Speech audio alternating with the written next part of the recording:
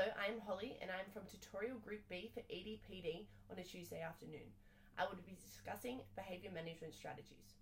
During my immersion, I've been placed predominantly on a Stage 3 class that has a lot of behavioural problems that require an in-depth amount of classroom management as well as redirection strategies. Before my time in a classroom, I had the idea that with one approach to classroom management, problem behaviours will be limited. However, I've quickly come to realise that a teacher must have multiple management systems in place to deal with different behaviours that are present in the classroom. I have been able to view various teaching styles whilst at the school and how each style has an impact on the behaviours of the children in the class. Without prompt behavioural management program in place, Busaka, Anderson and Moore make note that many high-frequency, low-intensity, disruptive and off-task behaviours can be problematic and increase the risk of teacher stress and emotional exhaustion. At my school, there is a strong emphasis on teacher-to-teacher relationships when working with problem behaviours to help eliminate the high amounts of stress put on in the individual teacher. Every Thursday morning, I attend a communications meeting where every teacher and SLSO meet to discuss the past week. I find this to be very valuable for not only myself, but for also the other teachers. Each teacher gets the opportunity to speak and voice their opinion on problems that they may have had over the past week, and if there are any specific children that need their support.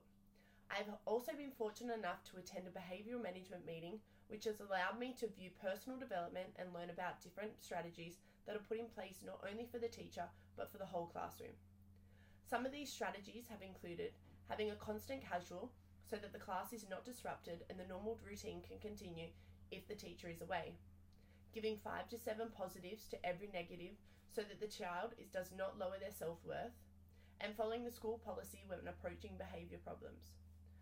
The school focuses on a whole school policy that guides each teacher to better manage their classroom and to consistently work together to effectively control different behaviours. Fiona Shelton and Simon Brownhill state that if one teacher uses a certain method and a colleague uses another, this can cause confusion, uncertainty and inconsistency for both pupils and staff. My school has a team that delivers weekly a new PBL focus which helps to strengthen the school's behaviour policy.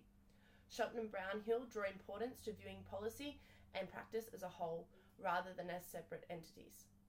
I believe my school does this well through the PBL scheme that reinstates the policy that the school has in place, as well as strategies such as the PEG system that allows children to know the expectations of the classroom and the consequences they will face if they do not meet these expectations. The PEG system begins clear each new day and all children begin on ready to learn. Throughout the day, the children can progress higher and are rewarded with poor rewards, or they can regress down the chart and depending on their behaviour, further discipline may be put in place. This system works with the Australian Teaching Standards, specifically Standard 4, create and maintain supportive and safe learning environments with an emphasis on managing challenging behaviours Standards 4.3.